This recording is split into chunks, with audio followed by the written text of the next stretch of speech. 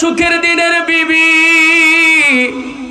আমার দুঃখের সময় আর কেউ আমার সামনে থাকে নাই। আমার বিবি খাদিজা আমাকে যখন শিয়াবে আবি তালেবের মধ্যে আমাকে 3 দিন আমাকে গৃহবন্দী করে রেখেছিল। ওই গৃহবন্দির মধ্যে কোনো খাবার নাই, কোনো পানি নাই। আমি নবী বড় এতিম, আমি ক্ষুধার যন্ত্রণায় ছটফট করতাম। ক্ষুধার যন্ত্রণা সহ্য না করতে পেরে ওই গাছের পাতাগুলো চাবায় চাবায় খাইতাম। আমার বিবি খাদিজা, তার উপর কোনো হুলিয়া নামা ছিল না। এত টাকা পয়সা থাকা সত্ত্বেও আমার বিবি খাদিজা সে আমার কাছে গিয়ে পড়ে থাকতো। ক্ষুধার যন্ত্রণায় আমি নবী যখন ওই গাছের পাতা খাইতাম, আমার বিবি খাদিজা তিনিও ওই গাছের পাতা খায়া খায়া থাকতো। ওরে আয়েশা, এখানেই শেষ নয়। যখন আমি নবী প্রাপ্ত হলাম, দুনিয়ার মানুষ আমাকে কত গালিগালাজ করে, আমাকে পাথর মেরে আঘাত করে। ওই দিনের দাওয়াতে ঘুরে ঘুরে রাত্রি 1টা বাজতো, রাত্রি 12টা বাজতো। দরজার সামনে এসে যখন আমি একটা নক করতাম, একটা নক করার সাথে সাথে আমার বিবি খাদিজা দরজাটা খুলে দিত। সুবহানাল্লাযী আসরা বিআবদিহি লাইলাম মিনাল মাসজিদিল হারামি ইলাল মাসজিদিল আকসা الذي باركنا حوله لنريه من آياتنا إنه هو السميع البصير।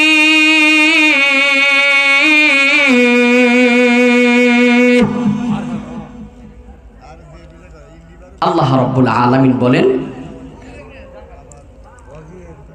আমি আল্লাহ তাআলা পবিত্র ইহুদি খ্রিস্টান বেঈমানগুলো যেই সমস্ত বিষয়ে আল্লাহ তাআলাকে গালিগালাজ করে, সমস্ত বিষয়ের থেকে আমি আল্লাহ তাআলা পবিত্র। কি করবেন? জমা করেন, লেখেন, সামান্য একটু পরে, মানে কালেকশন যখন হবে শুধু কালেকশন। আমাকে আলোচনা করতে দেন কিছু, আমি আলোচনা করে তারপরে। হ্যাঁ করো। তাইলে ঐতিহাসিক এক ঘটনা আল্লাহ রাব্বুল আলামিন নবী সাল্লাল্লাহু আলাইহি ওয়াসাল্লামের জীবনে ঘটিয়েছেন। রাসূলের 2টা সফর হয়েছে, আশ্চর্যজনক ঘটনা। একটা হলো সুখের সফর, আর একটা হলো দুঃখের সফর। দুঃখের সফরও রাতে হয়েছে, সুখের সফরও রাতে হয়েছে। দুঃখের সফর হলো মক্কার কুরাইশদের নির্যাতন সহ্য না করতে পেরে মদিনায় হিজরত করেছেন। দ্বিতীয় নাম্বার হিজরত, দ্বিতীয় নাম্বার আশ্চর্যের ঘটনা হলো আল্লাহ রাব্বুল আলামিন কোনো এক রাত্রিতে নবী মুহাম্মদ সাল্লাল্লাহু আলাইহি ওয়াসাল্লামকে বাইতুল্লাহ থেকে বাইতুল মুকাদ্দাস পর্যন্ত ভ্রমণ করিয়েছেন। বাইতুল মুকাদ্দাস থেকে, বাইতুল্লাহ থেকে বাইতুল্লাহ মুকাদ্দাসের দূরত্ব হলো 1 মাস রাস্তা। কয় মাস? 1 মাসের দূরত্ব। 1 মাসের দূরত্ব। এই রাস্তাতে আল্লাহ রাব্বুল আলামিন এক রাতে নবীকে ঘুরায়া আবার বাইতুল্লাহ নিয়ে আসছেন। সুবহানাল্লাহ। বাড়িতে গিয়া প্যাকেট করে রাখেন, তারপর বাড়িতে যা পড়েন। মেরাজ, এখানে 2টা শব্দ রয়েছে। কোরআনুল কারীমে আল্লাহ বলেন সুবহান আল্লাযী আসরা। আসরা শব্দের অর্থ হলো রাত্রিতে ভ্রমণ করা। 2টা অধ্যায়, একটা হলো আসরা, ইসরা, মেরাজ। ইসরা অর্থ হলো বাইতুল্লাহ থেকে বাইতুল মুকাদ্দাস পর্যন্ত ভ্রমণ করিয়েছেন। মেরাজ অর্থ হলো বাইতুল মুকাদ্দাস থেকে আল্লাহ রাব্বুল আলামিন প্রথম আসমান, দ্বিতীয় আসমান, তৃতীয় আসমান, চতুর্থ আসমান, পঞ্চম আসমান, ষষ্ঠ আসমান, সপ্তম আসমান পর্যন্ত নবীকে ঘুরিয়েছে এবং আরশে আজিম পর্যন্ত রব্বুল আলামিনের দিদার নিয়ে আল্লাহ রাব্বুল আলামিন আবার বাইতুল্লাহতে ফিরিয়ে দিয়েছেন। এখন কথা হলো, এই যে একটা ঘটনা ঘটলো, এটার একটা প্রেক্ষাপট আছে, এটার একটা কারণ আছে। প্রতিটা কাজের, প্রতিটা বিষয়ের একটা প্রেক্ষাপট থাকে, একটা কারণ থাকে। রাসূলকে এই ঐতিহাসিক সফর কেন করালেন, এর কারণ কি? আল্লাহর পয়গম্বর নবী মুহাম্মদুর রাসূলুল্লাহ সাল্লাল্লাহু আলাইহি ওয়াসাল্লাম মক্কার মানুষদেরকে যখন দ্বীনের দাওয়াত দিয়েছিল, সমস্ত মানুষ রাসূলের বিরোধিতা করেছিল এবং অকাট্য নির্যাতন শুরু করে দিয়েছিল। এক এক করে রাসূলের সমস্ত আত্মীয় স্বজনও দুনিয়ার থেকে বিদায় নিয়ে চলে গেল। রাসূল একাকিত্ব হয়ে গেল। একাকিত্ব হওয়ার পরে আল্লাহর কাছে নবীজি বলতেছেন, মুসলমান ইমানদার আল্লাহর গোলাম, ভালো করে কথাগুলো দিল দিয়ে বোঝার চেষ্টা করবেন। আল্লাহর পয়গম্বর আল্লাহকে ডাক দিয়ে বলতেছেন, আল্লাহ, আমার জন্মের পূর্বে আমার বাবা দুনিয়ার থেকে বিদায় নিয়ে চলে গেছে। মুসলমান একটু বুঝে বলবেন তো, যেই সন্তানের সে পৃথিবীতে আসার আগে তারা বাবা মারা যায়, এর চাইতে কে এতিম আর কেউ আছে? কেমন কষ্ট আমার নবী করেছেন। আমার নবী আল্লাহকে ডাক বলে, আল্লাহ, আমি দুনিয়াতে আসার পূর্বে আমার বাবা দুনিয়ার থেকে বিদায় নিয়ে চলে গেছে। আমি নবী বড় এতিম। আম্মাজান আমেনা রাত্রি যখন ঘুমাইতেন, রাত্রি যখন গভীর হয়ে গেছে, সমস্ত মানুষ গভীর মধ্যে বিভোর, মা আমিনার চোখের মধ্যে ঘুম নাই। মা আমিনা কান্না করে চোখ দিয়ে পানি বেয়ে বেয়ে পড়ে। মা আমিনার এই চোখের পানির কারণে তার বালিশ মোবারকটা ভিজে গেছে। এমন অবস্থার মধ্যে কাঁদতে কাঁদতে মা আমিনা ঘুমের মধ্যে চলে গেছে। ঘুমের মধ্যে আল্লাহ রাব্বুল আলামিন হযরত মারিয়াম আলাইহিস সালাতু ওয়াস সালামকে পাঠায়া দিলেন। মরিয়ম আলাইহিস সালাতু ওয়াস সালাম এসে মা আমিনাকে ডাক দিয়ে বলে, ও বোন, কেন কান্না করো? তোমার স্বামী দুনিয়ার থেকে বিদায় নিয়ে চলে গেছে, এই জন্য কান্না করো নাকি? ও বোন, কান্নার কোনো কারণ নাই। তুমি দুঃখ নিও না, কষ্ট নিও না, আফসোস করিও না।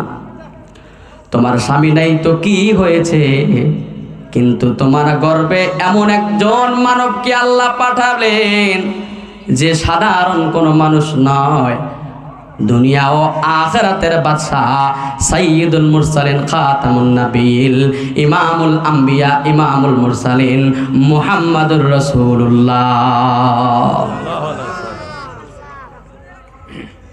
অতঃপর আল্লাহর পয়গম্বর আল্লাহকে ডাকতে বলে, আল্লাহ, বাবাকে তো জন্মের পূর্বে হারিয়েছি। আমার বয়স যখন 6 বছর বয়স, আমার মাও দুনিয়া থেকে বিদায় নিয়ে চলে গেল। এ যুবক ভাই, আমার নবীর মতো ইয়াতীম মানুষ আর কেউ নাই। জন্মের পূর্বে বাবাকে হারিয়েছে, 6 বছর বয়সে মাকেও হারিয়েছে। রে মুসলমান, আল্লাহকে ডাকতে বলে, আল্লাহ, আমার মায়ের পরে আমার দাদা আমাকে মানুষ করলো, দাদাও দুনিয়ার থেকে বিদায় নিয়ে চলে গেল। ওগো আল্লাহ, আমার দাদার ইন্তেকালের পরে আমার চাচা আবু তালেব তিনি আমাকে দেখাশোনা করলো। আবু তালেব একজন বিধর্মী মানুষ, কাফের হওয়া সত্ত্বেও নবীকে এত মহব্বত করেছেন, এত ভালোবেসেছেন, নিজের সন্তানের চেয়ে থেকেও তাকে বেশি ভালোবেসেছেন। আল্লাহ আবার চাচা আবু তালেব তিনিও বিদায় নিয়ে চলে গেল। আয় মালিক, আমার যখন 25 বছর বয়স, 25 বছর বয়সে 40 বছরের রমণী খাদিজাতুল কুবরা তিনি আমার সাথে বিবাহ বন্ধনে আবদ্ধ হলো। এরে মুসলমানের দল, বল, এ বাবা দিলের কান দিয়ে শোনো, এই খাদিজা রাদিয়াল্লাহু তাআলা আনহার কথা আল্লাহকে বলে, আল্লাহ এক এক করে বাবা চলে গেছে, মা চলে গেছে, দাদা চলে গেছে, চাচা চলে গেছে, আমার দুর্দিনের মধ্যে কোনো বন্ধু নাই। আমার দুর্দিনের মধ্যে একজন বন্ধু আমার ছিল, একজন সাথী আমার ছিল, সে আমার বিবি খাদিজা। কেমন দণ্ডে কেমন সাথী ছিল আমার নবী। 40 বছর বয়স পর্যন্ত যখন তিনার উপর ওহী অবতীর্ণ হয় নাই, নবী আমার হেরা গুহার মধ্যে আল্লাহর ধ্যান করেন। ওই ধ্যান করতেন, এই পাহাড়ি পথের মধ্যে এই মা খাদিজাতুল কুবরা মরুভূমির পথ ধরে রাসূল সাল্লাল্লাহু আলাইহি ওয়াসাল্লামকে নাস্তা পাঠাইতেন, খাবার পাঠাইতেন, কত কষ্ট করতেন। মক্কার মধ্যে সবচেয়ে দিকে ধনাঢ্য রমণী ছিলেন মা খাদিজাতুল কুবরা। সব অর্থ সম্পদ নবীজি সাল্লাল্লাহু আলাইহি ওয়াসাল্লামের পায়ে কুরবান করে দিয়েছেন। মাঝে মাঝে আমার নবী পয়গম্বর মুহাম্মদুর রাসূলুল্লাহ খাটের এক কানে বসে কান্না করতেন। আমি জিজ্ঞেস করতাম, পয়গম্বর কেন কান্না করেন? আপনার কি মা বাবার কথা মনে পড়েছে? ও পয়গম্বর, আপনার কি আপনার ওই কবরের আযাবের কথা মনে পড়েছে? এই জন্য বুঝি আপনি কান্না করেন? পয়গম্বর ডাক দে বলে, ও আয়েশা, না না, আজকে আমার খাদিজার কথা বড় মনে পড়তেছে। ও পয়গম্বর, জাহেলি যুগে একটা মহিলাকে আপনি বিবাহ করেছিলেন, ওই মহিলার প্রতি কেন এত আপনার মায়া? আমরা এত সুন্দর রমণী, এত সুন্দর চেহারা আমাদের, 9 জন বিবি থাকতে কেন আপনি ওই স্ত্রীর কথা মনে করে আপনি কান্না করেন?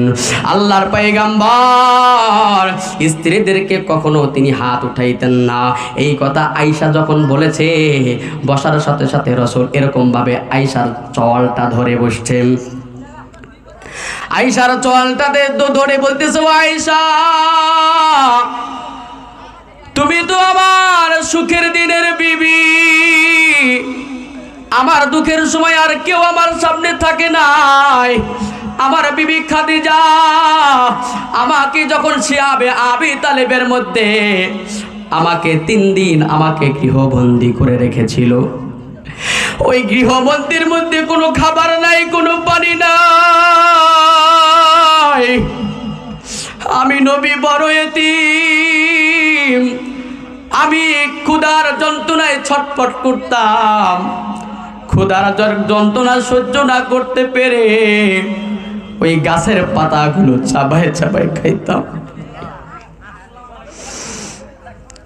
আমার বিবি খাদিজা, তার উপর কোনো হুলিয়া নামা ছিল না।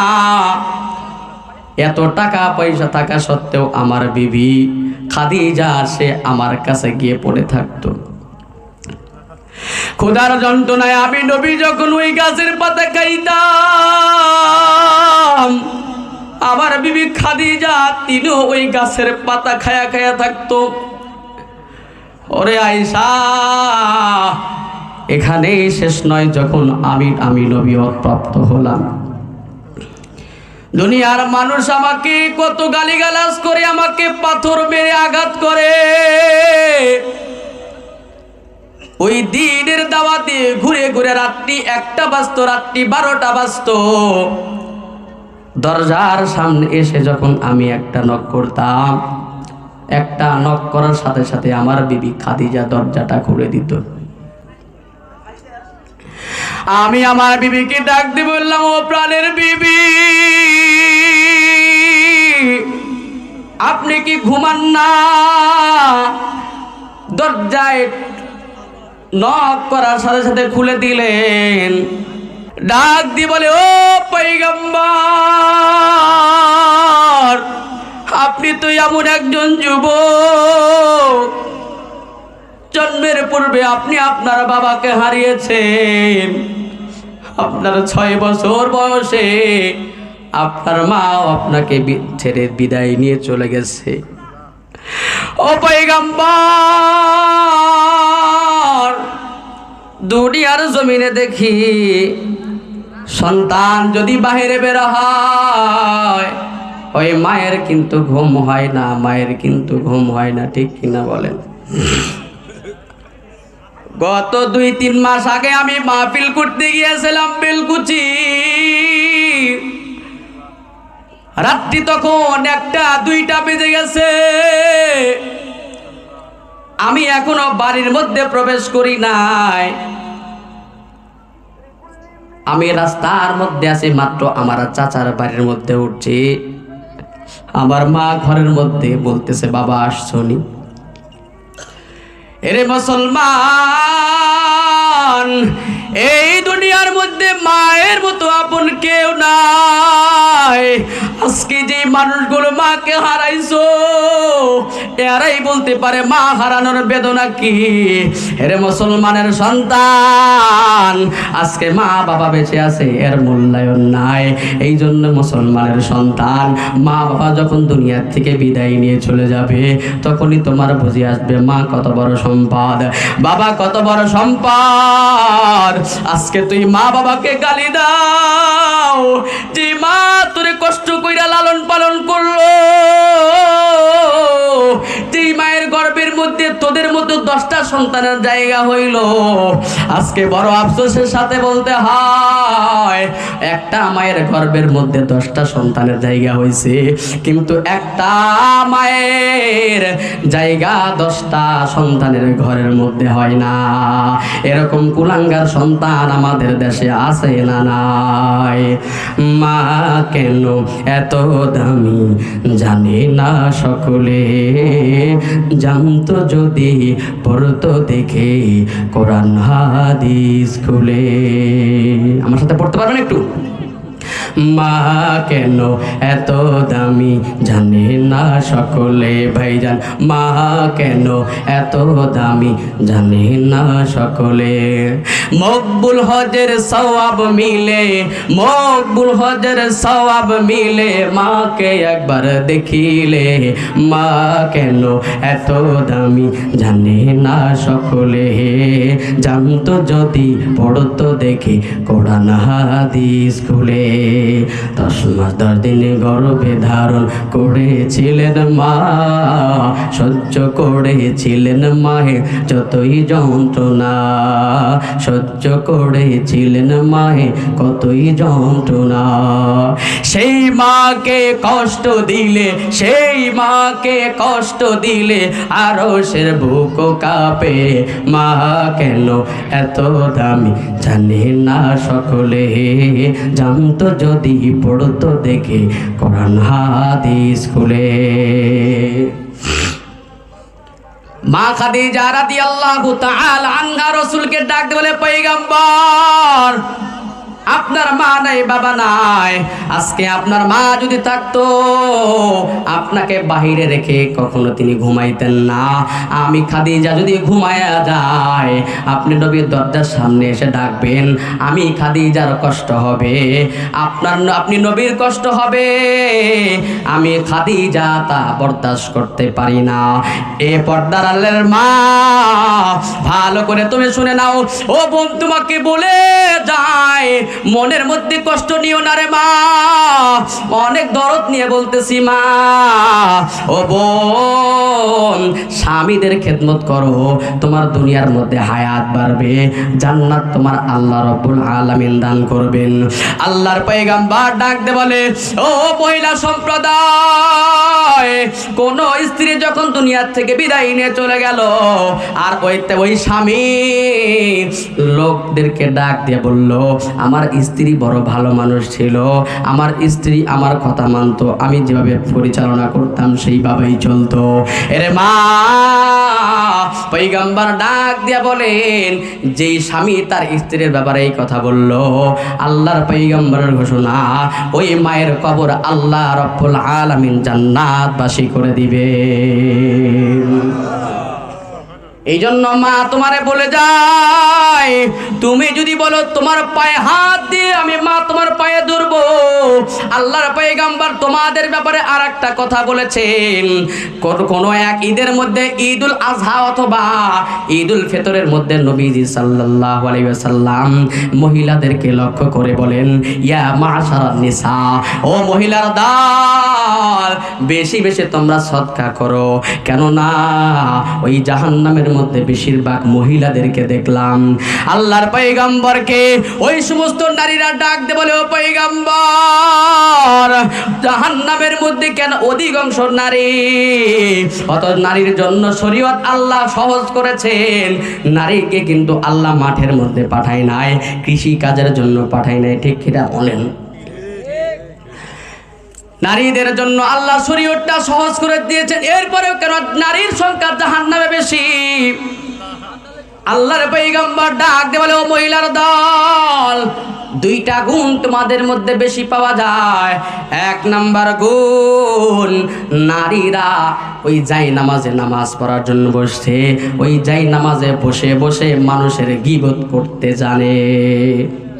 3 জন 4 জন 5 জন মহিলা একসাথে হইলে গল্প শুরু হয়ে যায়, অমুকের বউ এই করলো, অমুকের মেয়ে সেই করলো, ঠিক কিনা বলেন? মা তুমি রাগ করিও না, আমি তোমার ব্যাপারে সতর্ক বাণী নিয়ে এসেছি, সাবধান হয়ে যাও। তোমার জন্য আল্লাহ জান্নাতকে সহজ করে দিয়েছেন। তুমি কখনো মানুষের সমালোচনা করিও না, মানুষের নিন্দা করিও না, মানুষের গীবত করিও না। আল্লাহর পয়গম্বর এটাই বলেছেন, এই জন্য জাহান্নামে নারীদের সংখ্যা বেশি হবে। 2 নাম্বার পয়গম্বর ডাকতে বলে, মহিলার দল, 2 নাম্বার তোমরা বেশি না শুকরিয়া করো, তোমরা বেশি পরিমাণ স্বামীদের অবাধ্যতা করো। একটা স্ত্রী একটা স্বামীর ঘরে 20 বছর 15 বছর 5 বছর 10 বছর 30 বছর 50 বছর ঘর সংসার করে। 50 বছর আপনি তাকে ভালোভাবে লালন পালন করেছেন, 20 বছর আপনি তাকে ভালোভাবে লালন পালন করেছেন, কোনো কিছুর কমতি তাকে দেন নাই। কিন্তু যখন একদিন একটু কম বেশি হয়েছে, তখন ওই মা ওই বোন স্বামীকে ডাক দে বলে, এই জাইরার ঘরে কোনোদিন সুখ পাইলাম? বলে কি বলে না? বলে না যে এই জীবনটাই শেষ? বলে কি বলে না? কার সাথে কি করছিলাম রে? বলে কি বলে না? আরে কার সাথে কি করলাম? মা তোমাকে বলছে তুমি রাগ করিও না, আমি জানি আমার মারা এখানে আছেন, আমার বোনরা আছেন। আল্লাহর পয়গম্বর বলেন, এ নারীর দল, স্বামীর সাথে ভালো ব্যবহার করো, স্বামীর মনটা তুমি জয় করো। আল্লাহ রাব্বুল আলামিন দুনিয়াতেও তোমার সম্মানটা বাড়ায়া দিবেন, আখিরাতেও তোমার মর্যাদাটা বাড়ায়া দিবেন। 2 নাম্বার একটা কথা মা বোনদের ব্যাপারে আমি বলতে চাই। আজকে আমার মা বোন স্টার জালসা এবং জি বাংলা নিয়ে ব্যস্ত, ঠিক কিনা বলেন? আপনি বাহির থেকে আসছেন, তিনি ঘুমায় নাই, এখনো ঘুমায়া গেছে, আপনি ডাকবেন, আপনার ডাকা ডাকিতে পাড়ার মানুষের ঘুম নষ্ট হয়ে যাবে, কিন্তু আপনার স্ত্রী দরজা খোলে না। কিন্তু এই স্ত্রী আবার রাত্রি 12টা 1টা পর্যন্ত সিরিয়াল দেখে, দেখে কি দেখে না? তুমি সিরিয়াল দেখো, আমি মা তোমাকে বলবো, তুমি কার সিনেমা দেখো, কার সিরিয়াল দেখো, খুব খেয়াল করে শুনবেন মা। আপনারাও ভালো করে লক্ষ্য করবেন, মা বোনরা যে স্টার জালসা দেখে এবং জি বাংলা দেখে, এই সমস্ত নায়ক নায়িকারা হিন্দু না মুসলমান?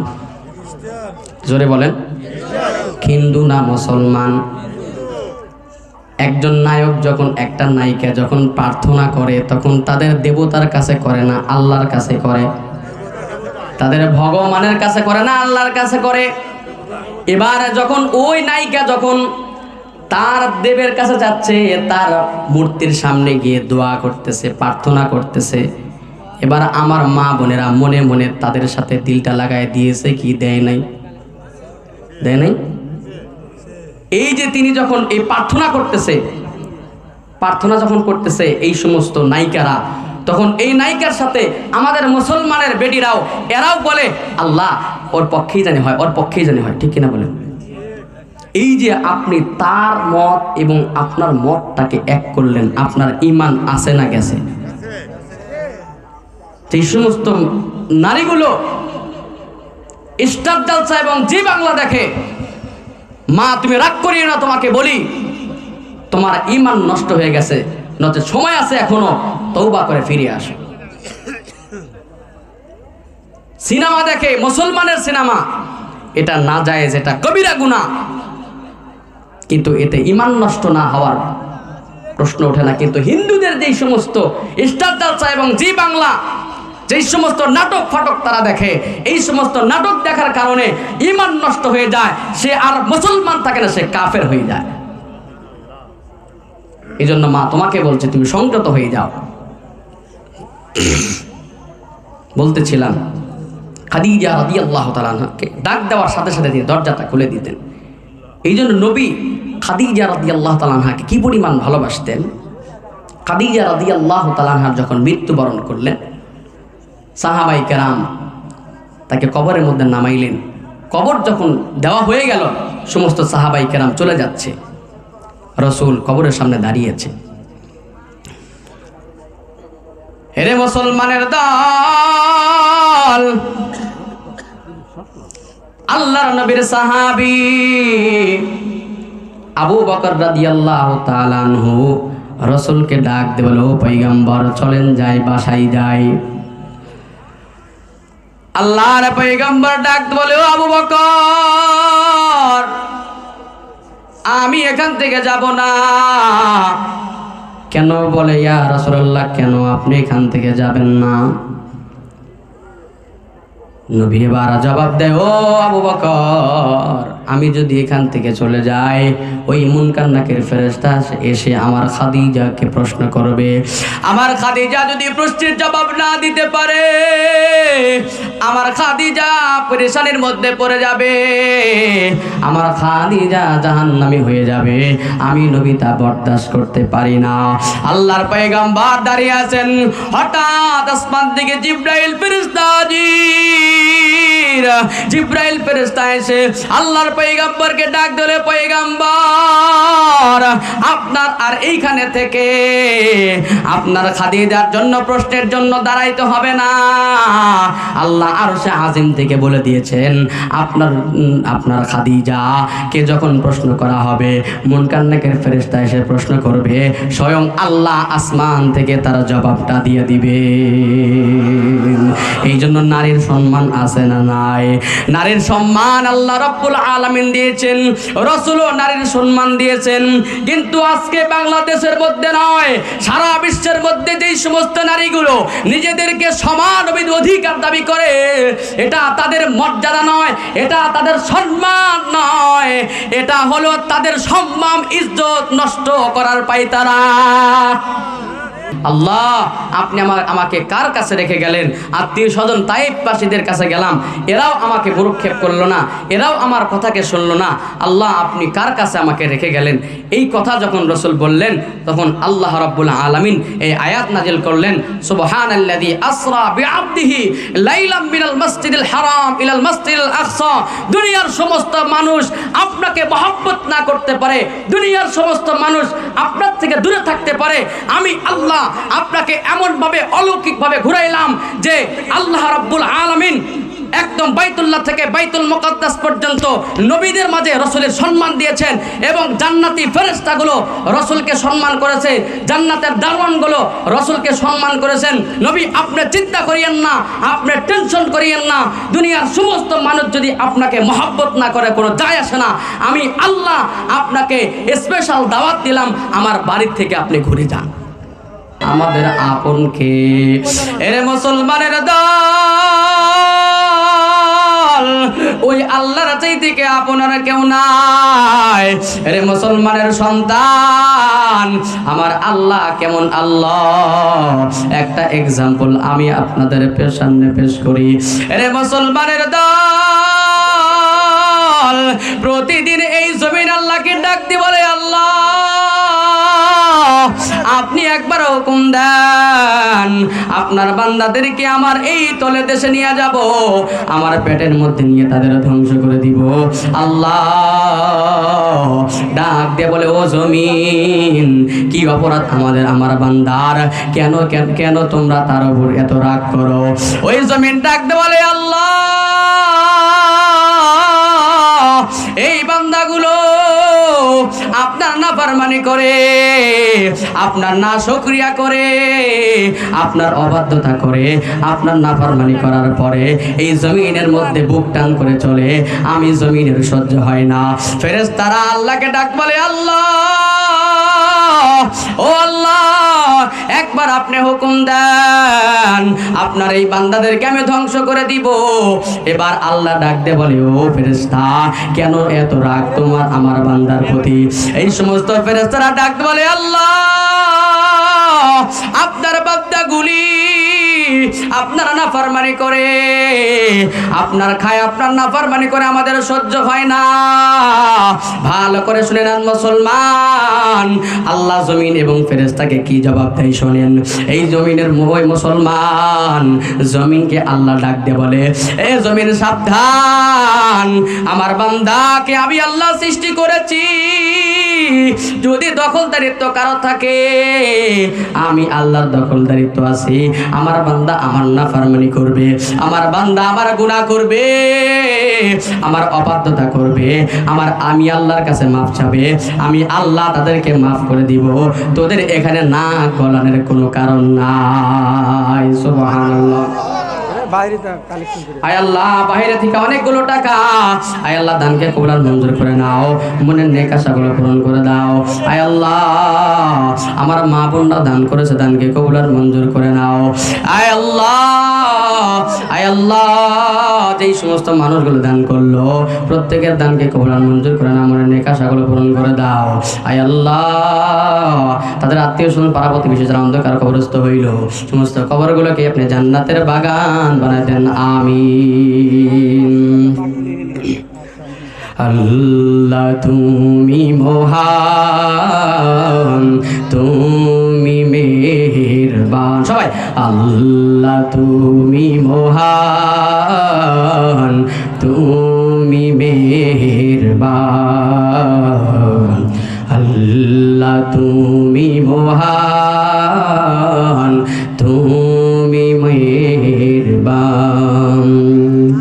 তোমার ইশারায় হিমেল হাওয়ায় মন ছুঁয়ে যায়, আকাশ পানে পাখি উড়ে যায়, সুদূর জানায় তোমার নামের গুণের মোহনায় মন বিলীন হয়ে যায়, তোমার গুণের মোহনায় মন বিলীন হয়ে যায়।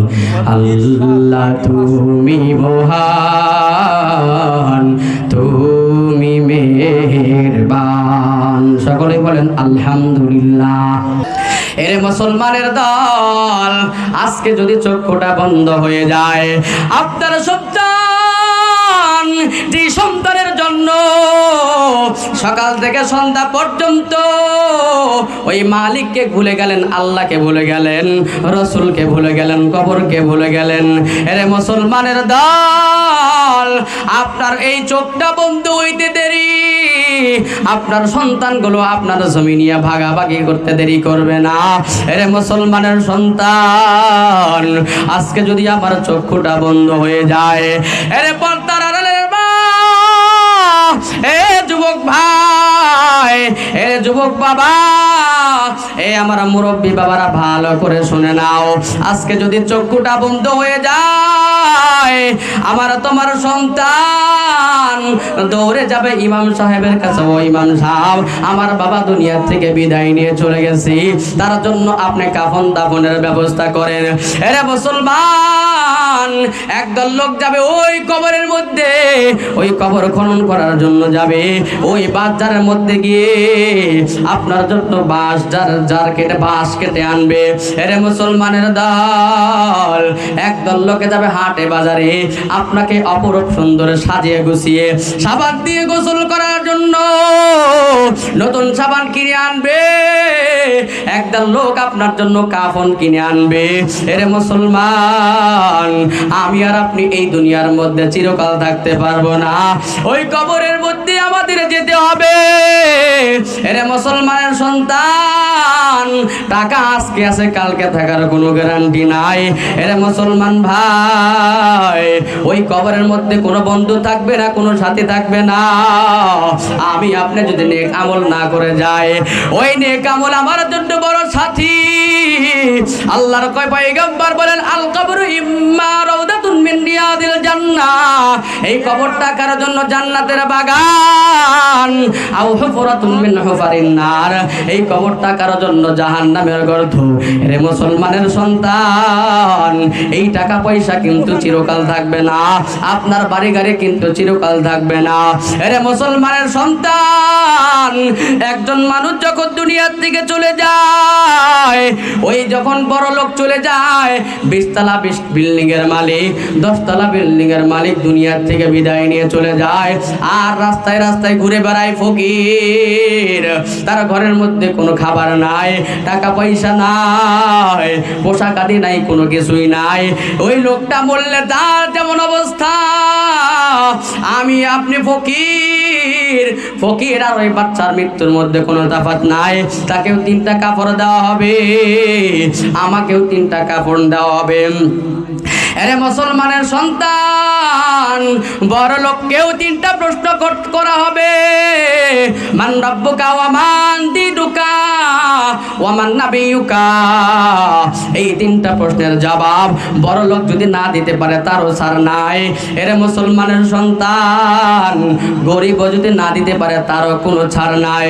এরে মুসলমানের সন্তান, ওই কবর প্রতিদিন ডাকতে বলে, আমি পোকামাকড়ের ঘর, আমি কবর, আমি বড় নিষ্ঠুর, আমি মুহাদ্দিস দেখি না, মুফতি দেখি না, আমি রাজা দেখি না, বাদশা দেখি না, আমি নারী দেখি না, পুরুষ দেখি না, আমি কবর নিষ্ঠুর। যে আমার কবরে আসুক আমি ভ্রুক্ষেপ করি না। আমার কাছে যদি আসতে হয় নেক আমল নিয়ে আসতে হবে, তাহলে বন্ধু তোমার কদর থাকবে। যদি তুমি নেক আমল নিয়ে আমার কাছে আসতে পারো, আমি কবর তোমার জন্য শান্তিময় হয়ে যাব। আর যদি নেক আমল না নিয়ে আসতে পারো, আমি তোমার কবর তোমার জন্য জাহান্নামের গর্ত হয়ে যাব। আমি তোমাকে এমন চাপ মারবো, চাপ মারার সাথে সাথে এক পাশের হাড়গুলো অন্য হাড়ের মধ্যে ঢুকে যাবে, আবার ছাড়ানো হবে। ওই কবরের মধ্যে আপনাকে গর্জ মারা হবে। ওই কবরের মধ্যে এমন সাপ এমন ভাবে দংশন করবে, এই সমস্ত সাপ একটা নিঃশ্বাস যদি দুনিয়ার মধ্যে ছাড়তো, এই পৃথিবীর জমিনে কোনোদিন আর ঘাস উৎপন্ন হতো না। এমন বিষাক্ত সাপ আমার কবরে আপনার কবরে কিন্তু কামড়াবে বাবা। এরে মুসলমানের সন্তান, এই জন্য পয়গম্বর বলেন, এরে মুসলমানের দল, যদি ওই কবরে ভালোভাবে থাকতে চাও, কবরটা তোমার শান্তিময় করতে চাও, ওই কবরের মধ্যে যদি ভালোভাবে থাকতে চাও বাবা, নেক আমল করতে হবে, 5 ওয়াক্ত নামাজ পড়তে হবে। এরে মুসলমানের দল, জান্নাতীরা জান্নাতে যাবে, জাহান্নামীরা জাহান্নামে যাবে। জান্নাতীরা জাহান্নামীদেরকে ডাক দিয়ে বলবে, ও জাহান্নামী ভাই, আজকে কোন জিনিস তোমাদেরকে জাহান্নামে নিয়ে আসলো?